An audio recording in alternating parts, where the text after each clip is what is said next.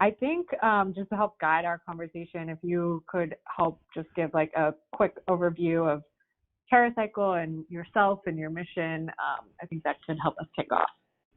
Yeah, absolutely. So, TerraCycle has been around. We're in year 18. We are a mission-driven waste management company, and we operate today in 20 countries as a for-profit, mostly developed countries, so Canada, U.S., Brazil in the Americas, Western Europe, all markets there, China, Korea, Japan, Australia, New Zealand, and then as a non-profit in Thailand and India.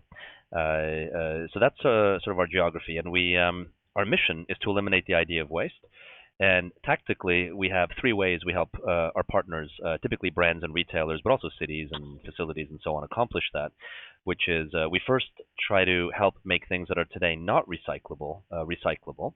So everything from dirty diapers and cigarette butts to cosmetic waste and toothbrushes. We then try to help them integrate waste back into their products, whether that's, say, ocean plastic into shampoo bottles or festival waste into deodorant containers and so on and so forth. And then third is we try to help them move from disposable ecosystems or single-use ecosystems to reusable ecosystems. Really, that helps you sort of tackle waste at a deeper level than just recycling and recycled content. Cool. And I mean, that is an amazing mission. I guess I'm interested as to like what sorts of brands typically come to you. I'm sure that there's a broad range, but what is usually your relationship with a brand? What sorts of players do you typically see coming to you guys for support? So yeah, I'd say our biggest partner type are brands, and it's everyone from startups all the way to big multinationals. I'd say maybe a little bit more heavy on the bigger than the smaller, just because I think small emerging brands don't have the opportunity to think about sustainability as much as large companies who have sustainability departments. But net, it's the whole spectrum from pre-revenue to big multinational, and also on a whole range of industries. We don't really see industry priorities, everything from food, home care, personal care, B2B, B2C. It's all pretty equal. I wouldn't say there's a certain area that's trending more than others, but brands are a big one because I think people project the responsibility of waste mostly to the manufacturers because they are the ones who created it. Then second would be retailers. Then third would be sort of other, maybe end consuming locations like a dental office or a salon or a legal office or a factory, or let's call it end consumers. And then finally, the individual consumer. Cool. That's really interesting. So it sounds like you guys basically work with everyone, which is awesome. Yes. I think for the purpose, I think obviously what you guys do with brands and retailers and end consumers is probably incredibly impactful on kind of the larger scale. I think for the purposes of this conversation, just how we translate this to our community, I'm super interested in the individuals and how you work with individuals, or just like how you can advise individuals to help cut waste out of their life or to lean towards a zero waste lifestyle. And I think just like maybe even, are there certain tips that you can provide? Is there like certain places people can find education? I think it's just like a weird world for people to navigate, but everyone or most people are like generally interested in learning more. Yeah, absolutely. So I think the most important thing to say to an individual is that many times individuals feel powerless in these discussions. They feel like, what can an individual do in such a big issue as waste, when it's the big companies producing it and selling it and so on and so forth. And I think actually the most empowering thing is that the individual is probably the most powerful actor in the whole equation because they are voting for the future they want with what they're spending on. And companies are in the business of figuring out what consumers are buying and giving them more of that and less of what they're not buying. So I think it's so important to acknowledge the ridiculously powerful vote consumers have with how they spend their money.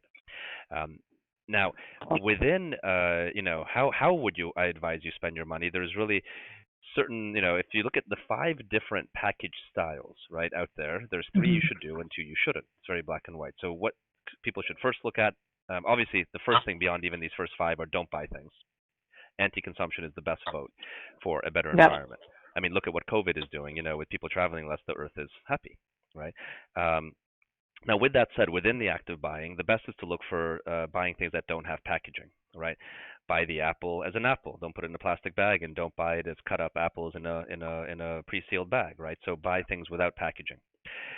Then look at things that are, and this is an order of priority. Look at things that are reusable, so that the package can go around over and over.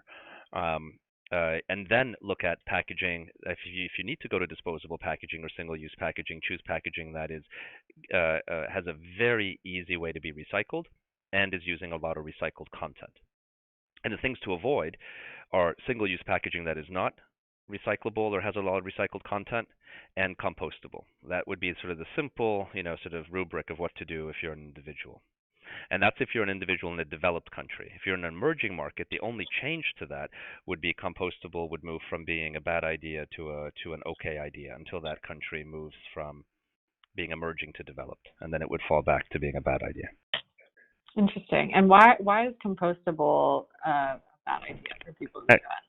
Sure, good question. So I would say I would evidence this, right? So it's not just my opinion. By Tesco, number one retailer in the UK, has outlawed industrially compostable packaging in their stores. They won't buy it anymore. And so I'm going to answer it in the way of why did Tesco choose to make that decision, delisting anything compostable, because the answer is the same for why you shouldn't buy it in the US, even though it seems really good. So, and this is, by the way, what I'm going to describe to you here in the context of biodegradable packaging, the big fundamental issue with waste management, recycling, vis-a-vis packaging altogether. It's a good metaphor for the big problem, which is that good-intentioned people are designing things asking the wrong question. So what I mean by that is good-intentioned people, packaging designers, packaging producers, the whole ecosystem, designed biodegradable packaging, thinking, like with a good intent, and asked composters, the people who actually have to do the biodegradation, let's say, could it degrade? Could it, could it compost? And good intentioned composters took it, put it into an industrial compost pile, and said yes, after 90 days, in an industrial composting system, it will biodegrade, which is absolutely true. And then everyone celebrated and put the biodegradable sticker on the package, and off went the biodegradable package movement. But it was the wrong question. The question that should have been asked is, would you want to see this stuff in your feedstock?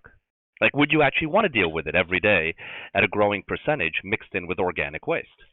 And the answer to that, composters don't want to see it at all. In fact, they view it as a contaminant, and they sort it out and destroy it. So if you think you've biodegraded plastic, you probably haven't. You just put it into a bin and then had a perception that isn't linked to reality. Now, let's go one step deeper. So Tesco, I think, really a testament to them, invited in a bunch of composters. We were helping them a little bit with this, but basically invited in a bunch of composters in the UK. And by the way, do note UK has way better composting access than America does. I think America's at 3% green waste curbside pickup. UK is like 10 times that. And they asked composters, what do you do with all the biodegradable plastic that you see in your green waste that you pick up? And the composters unanimously said, oh, we hate it. We sort it out and burn it because we really want to compost, the organic material that's in there. And that obviously surprised everyone. So Tesco said, why? Why do you sort it out? And they said that for three main reasons.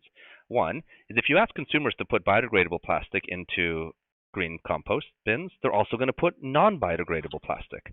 And how does a composter tell the difference and spend time and money sorting it out? It's not possible. How do you tell which fork is biodegradable and which is petrochemical? So that's one. Two is that it will degrade in 90 days. If it's pure, biodegradable material, which it isn't because there's petrochemical material mixed in. But if that first issue wasn't the case, yes, it does biodegrade in 90 days, but many times they want to run their compost system in 45 days or 30 days. And a banana peel can degrade very quickly, but they can't run it. They can't speed up their composting cycle if there is biodegradable material in there. So it only allows them to run their speed slowly. And third is even if those two issues were not issues, it creates dead material. In other words, a plant could not even grow out of degraded bioplastic. It's like filler, it's like eating cardboard, literally. Cardboard comes out of would come out in the toilet looking like poop, but it wouldn't sustain you or nourish you. And so for those three reasons, there's a massive discrepancy between can you do something and would you do something? And I don't think it was malintent. I really fundamentally believe that there's no one tried to do the wrong thing, but the wrong question was asked. And the sad part about it is that consumers are voting for biodegradable material thinking they're doing the right thing, and they're actually doing the exact opposite. Yeah, I mean, I think that is kind of the key point of interest in a lot of us, like trying to provide these insights and education, because I think there is just like people are trying to do the right thing but don't really know what the right thing to do is in general, and just hope that brands are providing us with the best information, but that's not always the case, of course. So I guess I'm wondering, even just like to the basics outside of purchasing, which I think is like a very important understanding for people, is how to best spend their dollars. But I think another thing that's challenging for people is just like things like recycling in a big city. Like, I don't know what I can and cannot recycle. I don't know like the best way to go about that. Sure, and it's going to change the minute you move to a different zip code, even in in one city, right? Yeah. Do you have like deep insights or some top level insights on what that means for what recycling means for New Yorkers? Just because I know that's where most of our community is. Yeah. So you mean Manhattan or the state of New York? Probably like New York City, Manhattan, Brooklyn. Okay. So if you take like, New York City and the suburbs, even within Manhattan, there are multiple recycling regions, let's say, because different waste management companies have different capabilities. Some will recycle X and not recycle Y, which makes it beautifully complicated. And on top of all that, they may change what they recycle from time to time. Like for now with COVID, many recyclers are not recycling many things they used to recycle before. And with the overall macroeconomic climate on recycling, things are changing typically for the negative, for the worst, in the sense of less things are becoming progressively recyclable. And so it's complicated. That's not necessarily an easy answer. Now, what you can do is the simplest thing to do, by the way, is to step above all that and to focus on things that are no packaging or reusable. Then you're above the whole issue to begin with. And then if you need to focus on disposable packaging, do things that are going to be the lowest hanging fruit, like basically recyclable everywhere, which are uncoated paper, like papers without coatings, aluminum, clear glass, clear rigid PET, like a soda bottle, and light colored rigid HDPE, like a shampoo bottle. And that's it. Interesting. Those will be more or less okay everywhere. And then as you get into other things, those will be the ones that fragment and may change. Today they were recycled here and tomorrow they're not. Got it. That's good to know. And then what about just generally people trying to reduce waste and send less to the landfill? Do you have some key tips there? Yeah, and I do apologize for sounding repetitive, but it's the same thing. Try not to buy. And when you buy, like here's a good example. When I go shopping, I'm a vegetarian, so it's easier maybe for me. But literally, and my wife and I have a joke about this. Like we live in, like I'm talking to you from Trenton, which is a really hardcore inner city, right? I mean, the sort of classic food desert inner city type place. It's just an hour from you guys.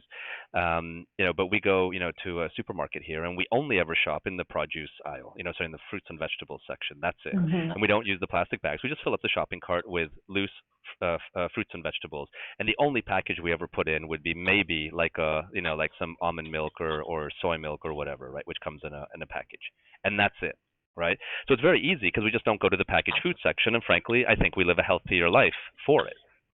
Now, here's what's really funny: every time we check out, the person in front of us has 12 Cokes, some Cheerios, granola, like whatever, chocolate bars, some everything is packaged and came from the packaged section or the frozen and refrigerated section. Same with the person behind us, and I kid you not, every other time someone asks us if we have a health condition. It's the weirdest thing. Like they're like, "Are you sick? Is that why you're buying this way?" And I'm laughing, and I'm like, "Dude, it's the exact opposite." Yeah. Right? I keep that internal, of course, but I sort of have a chuckle inside and then a sad reflection on the state of the universe, which is it's not that hard to do that, right? The much harder thing about waste is the unavoidable. That's the real hard stuff, which is, you get on an airplane, whether whether you want to take the food or not, it was made for you, and it's going to be thrown out whether you take it or not. You know, like I sort of chuckle, at friends of mine who are, zero waste movement folks, and they say that, oh, they've all the waste they've ever produced fits into a mason jar. Sure, all the waste they directly think they've produced fits into the mason jar, but there is a mountain of stuff behind them that they couldn't avoid in any capacity. Yeah. And so that's the real masterclass, is how to deal with that, and that only comes by system change. That can't really be affected easily by the individual. The individual can affect the front and then vote for things that on the front don't produce as much. Yeah, that makes sense. And is that kind of why you take the approach to really, you guys kind of focus? It is amazing that you even focus down to the individual level, knowing that you're dealing with corporations and whatnot. But is that kind of the purpose of this for you guys, is to make sure that you're kind of providing education across every potential touch point? Yeah, absolutely. I think all the stakeholders are important, and you have to bring everyone along. And the biggest lesson I've learned is that sustainability, and the whole sustainability movement, I think, has two fundamental challenges that hamper its scale and speed, right? One is that it's not meeting people where they are. It's being too aspirational. So we read about it. We read about the tiny house movement, and we think, how romantic would that be, living in a tiny house and blah, blah, blah, and then we never do it. Or, the zero waste movement, or you pick the movement. It's too aspirational and doesn't meet people exactly where they are and play into what people want, which are not inspired things. What we've learned on Loop, for example, is what people want is affordable performance with convenience in all their products. And notice, not one of those three things are sustainability. And so what we need to do in a platform like Loop is make it feel as disposable as possible. So you throw it away, and it acts reusable behind the scenes. Or, the real big differentiation that allows you to have a better product, which is the second bucket, cheaper, better, and more convenient. The better comes from the packaging being super beautifully designed. Right, and that's not even saying the word reusable, right? So we have to sort of, jujitsu move these things in and not make it about sustainability, but make it about these selfish things that individuals care about mostly. Yeah. And we also, that's one major challenge of sustainability. The other is that it thrives in complicated communication versus black and white simple communication, even and acknowledging that may lose some of the subtleties. Like sustainability needs to communicate like Fox News, which says there's no climate change because I just brought a snowball into the Senate, versus like NPR that says, well, climate change is incredibly complex, and here's a 10-part series thriving on the complexity of climate change. Yep. And we need to, fundamentally, play into those two things from an overall movement to actually get any scale and speed. Yeah. And not look down at them, Yeah, I mean, we've been talking about that in general. It's just like almost sustainability needs a rebrand. It does, and it needs to learn from the side it looks at as evil. Mm-hmm. It doesn't need to put it down. It needs to play into it. Yeah. Right? Yeah, totally. Cool. I guess, are there any other, high-level tips for people that are looking to do better that you're interested in sharing, or that you'd like to share? Yeah, I think another interesting one is, this is, maybe a bit more, not in the spirit of being simple, but like I'll give you sort of one interesting learning I've had is that, many times we don't think about the entire context on what is the right decision to make. So as a parent, I may say, well, cotton diapers are better than disposable ones, because I can keep reusing them and I don't have all the diaper waste. But if you factor in washing those cotton diapers at home and drying them in a dryer, they're actually way worse than disposable diapers, right? Mm-hmm. Or if you take something like dish soap, hardcore performance dish soap, which may seem like it's full of chemicals and so on, is actually better for the environment than some super eco-friendly version, because you end up using way less of the soap and way less water and heat to heat the water to do your dishwashing. So it's these are just two examples where it's important to note that it's not always intuitive, especially as you look at other waste is relatively intuitive, but the other environmental topics are less intuitive because you may think you win in one place, but then get really worse on another area. Like a good example of this is if you take the difference between a grass-fed, let's say like a free-range, very ethically farmed cow, and a slaughterhouse, like Auschwitz-type cow, right? Frankly, the answer is don't eat either. But if you're going to compare the two, the factory farming is way better for the environment than the ethical farming. Interesting. Why is that? Because it's way less land use, way less. Right? Some nasty, factory farm, you can squeeze that poor animal into 2 cubic meters, feed them very low quality food, and produce whatever 1,000 kilos of protein. And if you do it beautifully, ethically, and so on, you have to feed them more food over a way higher land use, in which they're going to produce way more methane, way more destruction, way more deforestation. You know what I mean? The animal will have a way better life, but man, is it way worse for the environment. Yeah. Right? The punchline, the easy answer is don't do either. Yep. Good meat. Right? But there's no such thing as good meat. You're gonna hurt either you're hurting the animal or you're hurting the planet. Yep. And that actually echoes to there is no such thing as good consumption. So the big thing, and I think hopefully COVID, this is a good reflection on COVID, is hopefully what COVID teaches, if anything, is that a slowing economy is the best thing for the planet. And you can contribute to that individually by buying less. Nice. Cool.